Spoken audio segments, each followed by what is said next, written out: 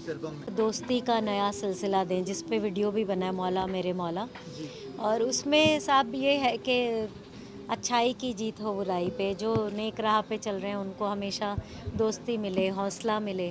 तो positive album है। और एक रोमांटिक सॉन्ग भी है इसमें जावेद अली के साथ जो मैंने गाया है, और एक और मेरा सोलो सॉन्ग है। तो कुल मिला के जो इमोशंस वही हैं, लेकिन उनकी अभिव्यक्ति अलग है कि ऑर्केस्ट्रेशन में प्रकाश में डाले हैं, कॉम्पोजिशन अपने रखे हैं।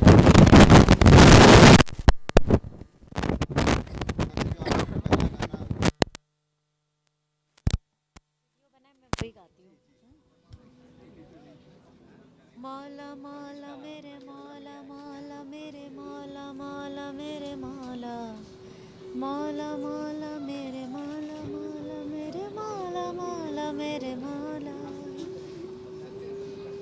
और रेखा मैडम, जैसा कि रवि जी जी की ये पोइट्री थी, हाँ, पोइट्री को गाने में तब्दील किया गया है, तो ये बहुत अच्छी पोएम्स उन्होंने लिखी हैं, तो बहुत अच्छा लगा क्योंकि लिरिक्स मुझे बहुत बहुत पसंद आए इस एल्बम में। रेखा जी, टाइम्स ने इसे म्यूजिक प्लेटफॉर्म दिया, जी। कितना इम्पोर्टेंट मानती हैं आजकल कमर्शियल जो हो गया है पूरी तरह से म्यूजिक, और कितना चेंज मानती हैं इस चीज़ को? मैं उस पर ज़्यादा बोलूँगी नहीं क्योंकि टाइम्स ने रिलीज़ किया, उनके अगेंस्ट कैसे बोलूँ। पर इन जनरल मैं ये कहना चाहूँगी कि बॉलीवुड इतना प्रधान है इस वक्त के, प्राइवेट म्यूज़िक का सीन बहुत कम हो गया, लेकिन फिर भी डिजिटल प्लेटफॉर्म की वजह से एटलीस्ट आईट्यून्स, साउंड क्लाउड या और जितने भी वेब है, तो अच्छी बात यह है कि टाइम होप के मिलेंगे, पब्लिसिटी थोड़ी और होगी। आज रिलीज़ फंक्शन हो रहा है, ये अच्छी बात है। एक वीडियो बना है और मैंने सुना है बहुत अच्छा वीडियो बना है, तो आई एम श्योर कि काम आगे बढ़े, अच्छा सराहा जाएगा, तो कंपनीज भी और आगे आएंगी और करेंगी। रेखा जी, एक राधे माँ का के बारे में क्या कहना है? जिम्मेदार है इस देश की। मैं ना टीवी देखती हूँ, ना मैं रेडियो सुनती हूँ, ना मैं अखबार पढ़ती हूँ, और इसलिए इन सब बारे में बहुत ज़्यादा मेरी जानकारी नहीं होती, और जिस बारे में नहीं पता तो प्रेफर करूँगी कि ना बोलूँ। आपके अंदर भी तो भगवान है, उसको तो देखना नहीं, भगवान जो भगवान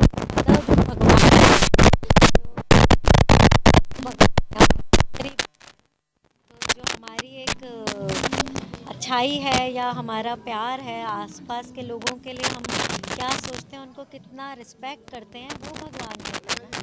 धर्म और आस्था के नाम पे जो भी चीजें गलत होती है, क्या वो सही है या गलत? बस इतना मैं आपसे मेरी इतनी समझ नहीं है, रियली सॉरी, क्योंकि आपने बड़ा गलत सवाल किया। मुझे सिर्फ अपने बारे में पता है, और अपने बारे में मेरे सबसे बड़ा धर्म है प्यार, और मेरे में भी आवाज़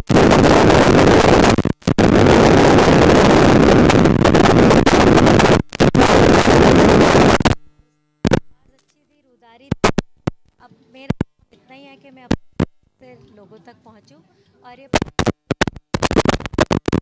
बढ़ा सके, क्योंकि बुराई या राइट्स या टेररिस्ट अटैक्स या लड़ाई झगड़े तो बहुत लोग कर रहे हैं, पर जितने ज़्यादा से ज़्यादा लोग प्यार फैला सकते हैं या दूसरे की कमियों को नज़रअंदाज करके, और अपने पे, हम तो अपने लेवल पे कंट्रीब्यूट कर सकते हैं। और जैसे कि ट्रैफिक सिग्नल जो मैं हमेशा नोटिस करती हूँ, एक दिन काम नहीं करता तो सबकी अच्छाई जो है वो बैग में चली जाती है, और सब ट्रैफिक सिग्नल क्रॉस कर रहते हैं, सब एक दूसरे में गाड़ी घुसा के अटक जाते हैं, और फिर लड़ाइयाँ हो रही होती है कि तुम निकालो, तुम हटाओ। तो वहाँ पे हमारी इंसानियत दिखती है, तो उसका धर्म और किसी भी चीज़ से कोई लेना देना नहीं है, वो हमारी अपनी इंसानियत है। और वो भगवान की बात है कि अगर हमें लगे कि हाँ, जितनी जल्दी हमें है, दूसरों को भी है, कोई भी नहीं चाहता कि रोड पे अटका रहे। दूसरी चीज़ मैं देखती हूँ कि हम जॉगर्स पार्क में जब वॉक के लिए जाते हैं, लोग बाहर से जूस खरीदते हैं और प्लास्टिक के सफ़ेद ग्लासेस को जॉगर्स ट्रैक पे ही कहीं पेड़ों के बीच में फेंक देते हैं कुछ लोग। और कुछ लोग हैं जो डस्टबिन में भी डालते हैं, और जो स्लिप लेते हैं हम उसको भी लिया और बस अंदर आए और उसके बाद मसोड़ के ऐसे फेंक देते हैं। और तो ये सब ख्याल रखेंगे तो मुझे लगता है कि स्वतंत्रता दिवस जो है हम सही मायने में मनाएंगे, क्योंकि हम ये ना सोचें कि आप दूसरा कोई अपना फ़र्ज़ नहीं निभा रहा तो मैं क्यों करूं।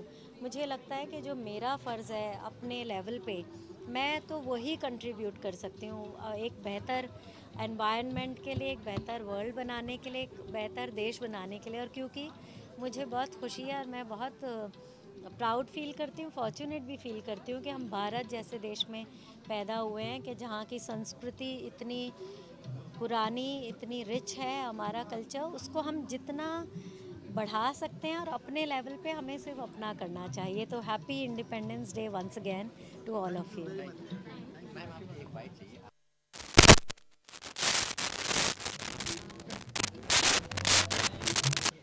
जी, आपसे जानना चाहूँगा किस तरह की एल्बम है और क्या-क्या चुनाव किया है एल्बम को बनाने में आपने? मूनलाइट विस्पर्स, जैसा कि इसका नाम है, ये एक रोमांटिक एल्बम है जिसमें 8 गाने रोमांटिक हैं। और ये इस तरह से रोमांटिक हमने नाम भी लिया है मूनलाइट विस्पर्स, कि जैसे चांद जब खिलता है और जब तक वो ढलता है, जैसे उसके डिफरेंट रूप नज़र आते हैं, उसी तरह रोमांस के डिफरेंट रूप क्या हो सकते हैं वो इन गानों में आपको मिलेंगे। उसके बाद हमें लगा कि रोमांस का अगर हम थोड़ा सा बड़ा मतलब देखें तो प्रेम है, तो एक हमने सारे विश्व के प्रेम के लिए, एक यूनिवर्सल ब्रदरहुड के लिए एक गाना बनाया जो रेखा जी ने गाया है। और वो गाना बहुत ही सुंदर इन्होंने गाया है, मेरे मौला तू सबकी दुआओं का सिलसिला दे दे। इस गाने को लिखने के पीछे क्या-क्या थॉट थे आपके और कैसे आपको लगा कि रेखा जी इसको परफेक्ट तरीके से गा सकती हैं? देखिए, रेखा जी तो बहुत सारे सॉन्ग को और शायद सभी को परफेक्ट तरीके से गा सकती हैं, लेकिन इस गाने में एक जो यूनिवर्सल ब्रदरहुड है उसके लिए एक स्पेशल वॉइस की ज़रूरत थी और उससे ज़्यादा एक भाव की ज़रूरत थी। जो चूँकि रेखा जी सूफियाना म्यूज़िक काफ़ी गाती हैं, तो हमें ऐसा लगा, हमें और विवेक को, कि रेखा जी के अलावा किसी की और इतनी सूटेबल आवाज़ इस गाने के लिए नहीं हो सकती। इसीलिए हम रेखा जी के पास गए और थैंक यू रेखा जी कि आपने उसको तो एक्सेप्ट इनसे अच्छा कोई गा नहीं सकता था। जी, रेखा जी, आपसे जानना चाहेंगे जब इन्होंने आपको ब्रीफ किया तो क्या चीज़ें आपके दिमाग में आई? जो यूनिवर्सल ब्रदरहुड की बात आई, जो प्रेम की बात आई, जो मैं अभी पहले भी बोल रही थी कि मुझे लगता है कि बस यही काम है मेरा, कि प्यार मेरा धर्म है और प्यार को फैलाना अपने म्यूज़िक के थ्रू। और अगेन कि रोमांस का जो सूफियाना उसमें जो कलाम में बात होती है कि ऊपर वाले से आप रोमांस करते हैं, खुदा से, और वो आपके लिए बिलवड, आप उसकी बनते हैं और वो आपका बिलवड है। तो और उसके लिए जाने का तरीका, वो जानने का तरीका, जाने का तरीका लोगों से ही है। भाईचारे, प्यार, कभी आप में दिखे खुदा, कभी विवेक में दिखे, कभी अपने भाई में दिखे, पति में दिखे, बच्चे में दिखे। तो वो रिश्तों से ही वो रास्ता मिल सकता है। तो इसलिए उस नगमे में वो रूहानी जो बात है ना, तो वो दैट अट्रैक्टेड मी मोस्ट। तो जी, विवेक जी ने जब वो ब्रीफ दिया, लिरिक्स हमने सुने, तो फिर वो अपने आप ही अच्छा लग रहा था। रेखा जी, आपने इन दिनों एक टीवी शो के लिए भी गाया है। हाँ, इश्क का रंग सफ़ेद। हाँ, ये एक नया आपका मतलब एक और आपने एक विधा में एक्चुअली एक एल्बम कबीर चौराहा, सूफ़ी चौराहा, इनफैक्ट वो एल्बम नारायण अग्रवाल जी जो हैं कवि, उनके बहुत वेटरन और सीनियर भजन लिखते रहे हैं, उसमें सूफियाना उन्होंने लिखा। और पहली बार जो विवेक जी से मुलाकात हुई वो उस एल्बम में हुई कि इनके कंपोज़ किए हुए 4 मैंने उसमें सूफियाना कलाम गाए और 4 अली गनी साहब के। तो उसमें से एक नगमा या इश्क का रंग सफ़ेद, तो मुझे पता लगा कुछ 2 महीने पहले कि वो कलर्स टेलीविज़न ने राइट्स लिए, सीरियल का नाम ये रखा है। तो उन्होंने फिर वो टाइटल रख के और एक स्थाई उसकी लेके, बाकी फिर उन्होंने उसको री-राइट करवाया नवाब आरजू साहब से, और कॉम्पोजिशन वही है, उसको मैंने री-रिकॉर्ड किया है। और वो सीरियल लॉन्च भी हो रहा है जल्दी। लॉन्च हो रहा है 10 अगस्त को। जी जी, 10 अगस्त। I am looking forward, I enjoyed singing that. आपसे जानना चाहूँगा, आप दोनों लोगों में कुछ कॉन्फ्लिक्ट हुए थे इस एल्बम को लेकर आपस में? बहुत लड़ाई हुई। दोनों लोगों ने कॉम्प्रोमाइज़ किया कि चलो इस चीज़ को काटते हैं, चलो ये कन्फ्लिक्ट नहीं, इसको डिस्कशन कहते हाँ। हैं। भाई देखिए, healthy discussion, healthy discussion. I think Vivek better बताएंगे। क्या क्या हुआ था? नहीं, देखिए, ये रवि जी जो लिखते हैं वो अपने नज़रिए से कोई चीज़ लिख रहे हैं, और जब मैं उसका म्यूज़िक कर रहा हूँ तो मेरा नज़रिया थोड़ा सा इनसे मुख्तलिफ होगा, अलग होगा।